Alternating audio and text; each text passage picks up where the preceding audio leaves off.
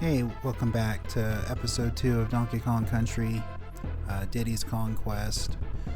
Before we proceed forward, I'm going to go back here because at this place, Clubba's place, I think you have to have 15 Crim coins. Allows you to go into that golden barrel. The golden barrel takes you to a bonus area. In these areas, you don't have Crim coins. You do have one bonus room per level.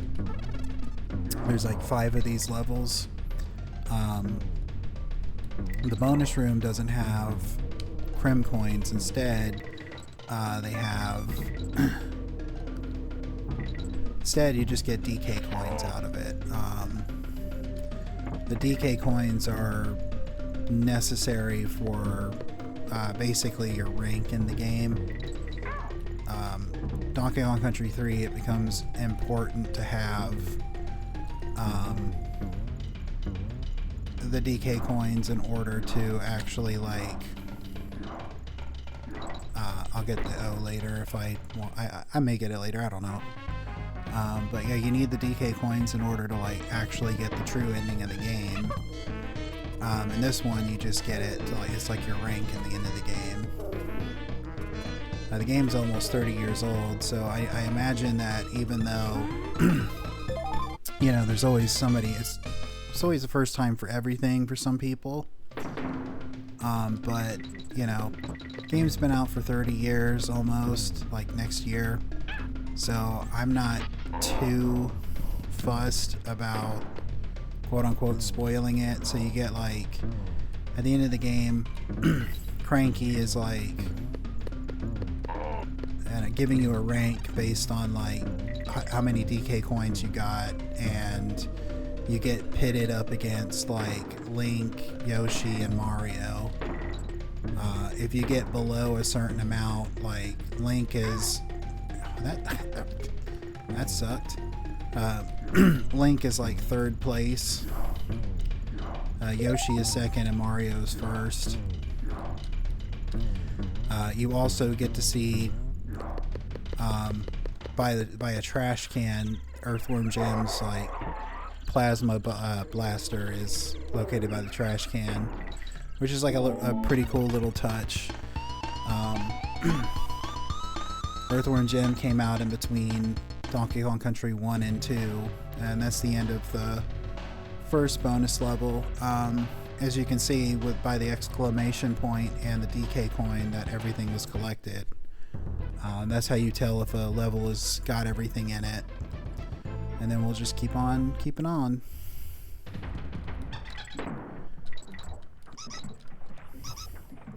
So I'm not sure if this is supposed to be just really hot water or if this is lava water. I always kind of figured it was lava water, but when it's as hot as it can be, it kind of just looks like, Hawaiian punch, tropical, fruit punch.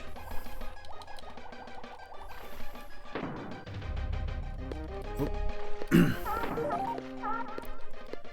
I haven't had Hawaiian punch in a while, but last time I had it, I had to go get the seal again. Last time I had it, it wasn't all that great, but I don't know. It could be better than I remember. So we'll just go with some through over here.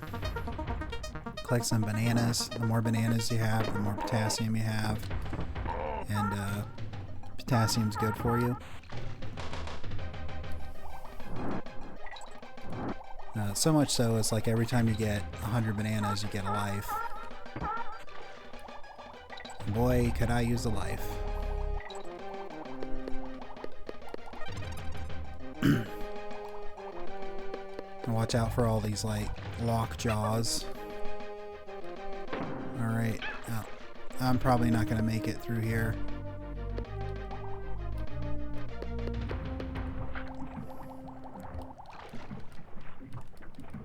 Yeah, well, first death. You know, it's like they say, curiosity kills the cat. Sometimes, you know, it just happens.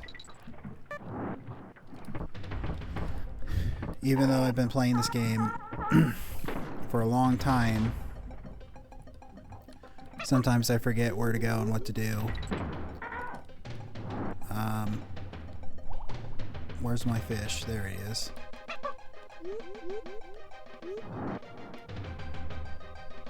The thing that's nice about the animal buddies is they count as like a third hit. So basically, if you have an animal buddy, not all of them can attack or anything like that, but like if you have an animal buddy,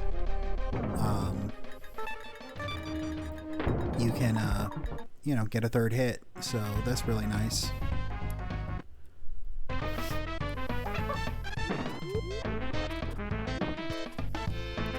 You gotta love the aquatic life here. You got the puffer fish. You got the, I think they're manta rays. I could be wrong, but the design is so good and clever.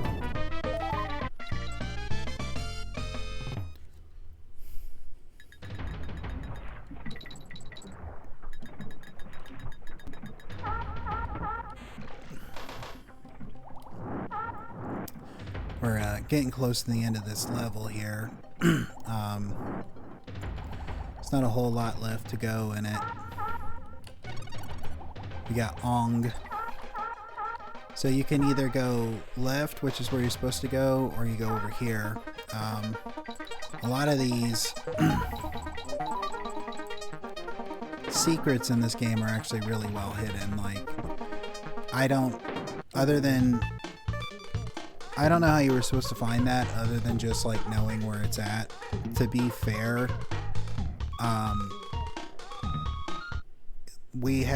growing up, we had the first and the second, like me and my siblings, we had the first and the second strategy guide for like the first two games. So we just kind of looked it up in the book.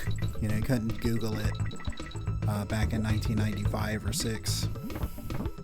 So it was just kind of like, you had to buy the strategy guide, and that was like $20-$30, and $20-$30 back in the 90s was more like $50-$60 now, something kind of like that.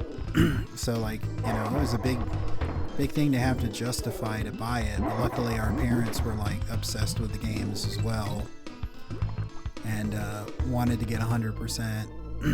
So they got the strategy guides because they wanted it too, and I was kind of bummed out because like we never got the one for part 3, even though most of the game we had figured out what to do without it. I kind of remember one day being, I think, in a Toys R Us, and my mom was like, went and like looked at the strategy guide literally just to figure out how to do one part, and then after that it was just kind of like, well, now that I know what I'm supposed to do, I'm not going to buy it. And I was always like a little bummed out because it's like we could have the trilogy of games and trilogy of strategy. Of course, you know, as a kid of the 90s, like pretty much like kids of every age, like in every time period, like we don't have to read, we won't. That's why we like playing video games. That's why we like watching cartoons and like, you know, doing various other things. Like we didn't have to read. But then of course, you know, there were some games, you know, like Final Fantasy, which I never played growing up. I have played it, I just never played it growing up. Where you would be so into the game, like it would trick you into reading, and it was like, oh, never really thought of that. And that's kind of how things go, like even now, like, you know, everybody talks about picking up like a book to read it, and it's like kids these days do more reading by reading stuff on the internet and like text messaging and stuff like that. Then I needed something. I needed the barrel on this, but I'm gonna damage boost to get through. You know, kids these days, they do so much reading and so much like stuff like that like, you know, just because they don't pick up like a traditional novel and read it doesn't mean that they're not reading. I'm more concerned about handwriting, honestly.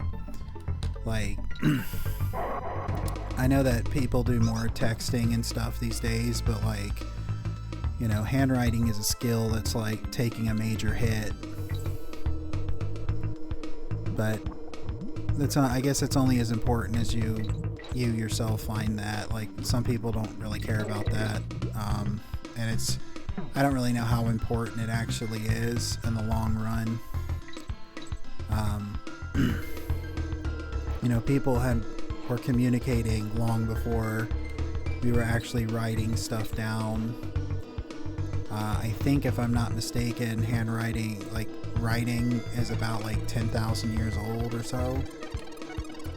And people were like, you know, grunting at each other and like figuring out how to communicate with each other long before somebody scribbled in the sand. That being said, you know, the written language is very, very useful. It's very useful and certainly worth having. I'm appreciative of it, because before that, like, in order to keep records, you had to like, oh, come on. Come on. There we go. In order to keep records, you had to like memorize it. And maybe that was better for people's memories. But like, could you imagine having to like, actually I think there's something over here. Yeah. Could you imagine like having to memorize like everything? Like, there's just not enough. There's so much information out there in the world that it's like, without writing and without something like a database to keep track of it, like, people wouldn't remember a fraction of the knowledge that's been discovered. Like, I don't know how much space of memory can be used. Like, if you were to use like, you know, modern computer terms, like how much memory the human brain could actually hold. But like, there's so much information out there in the world that it's like, there's a reason why like we have terms like jack of all trades and a master of none, because it's like the true masters of something. Oh, come on. Well, it wasn't worth. I'm not risking it. The true masters of something only really focus on that one thing, where like a jack of all trades, you know, in order to have like decent skill in multiple things, they have to sacrifice like mastery, which, depending on how you look at it, can either be a good thing or a bad thing. Well, I didn't want to do that. Death number 2.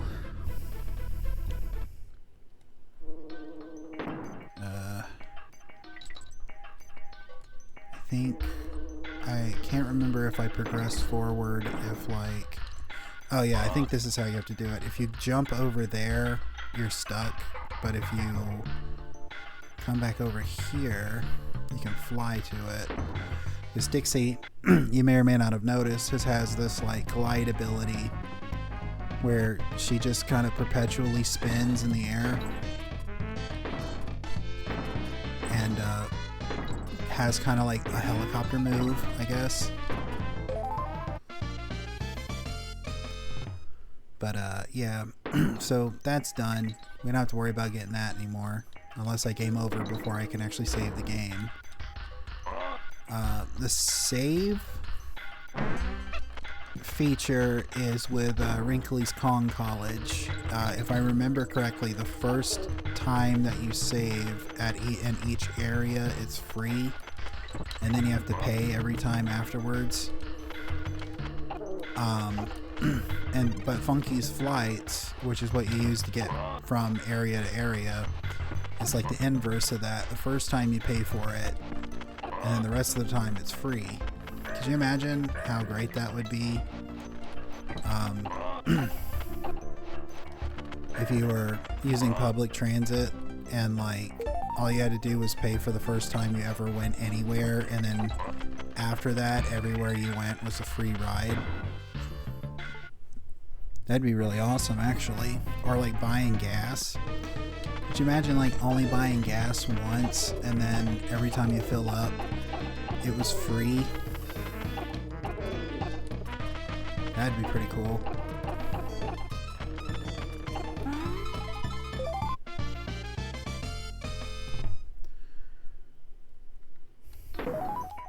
So this is Squawks. He's a parrot. He spits eggs. I mean, there's not really much to say other than that. Like, he flies. He toddles and he sings. Wiggle waggle goes his tail and whoosh goes his wings.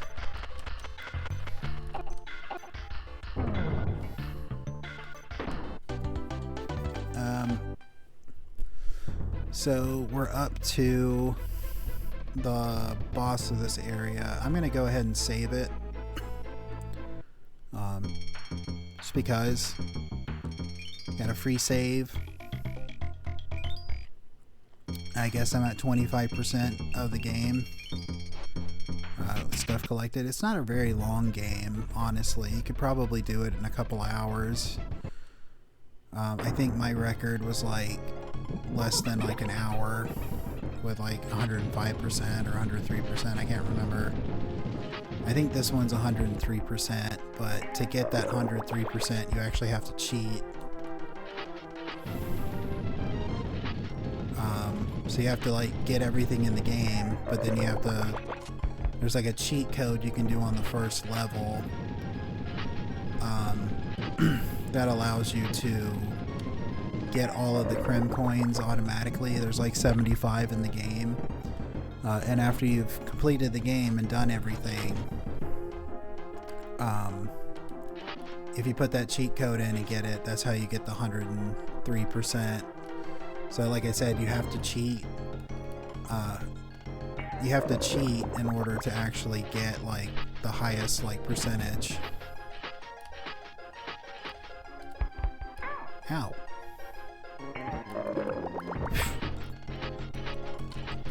Oh, well, I didn't think I was going to make it out of there. He kind of had me cornered. Oh well, life goes on. Well, not for them. They were kind of knocked out, but you know.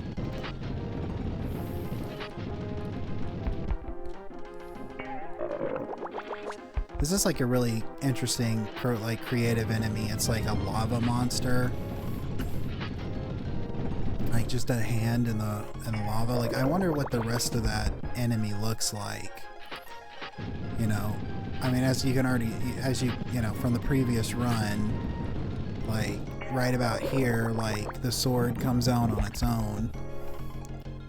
So I guess the hand didn't really matter, but like it's such like a cool reveal, like the first time you play the game or the first time you see the enemy. It's like, oh yeah, I beat him, and then all of a sudden it's like, oh no, like the sword's after me.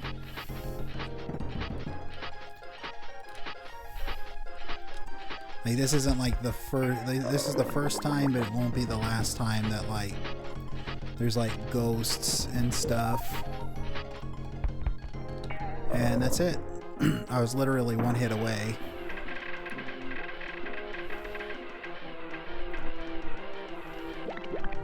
And then Dixie puts on a concert, puts on another headbanging show, and then we get to go to Crim Quay, and Barrel Bayou, which I'm going to save for the next episode. Appreciate you for stopping by and checking out episode 2. Hopefully I can see you on the next one. Have a great day.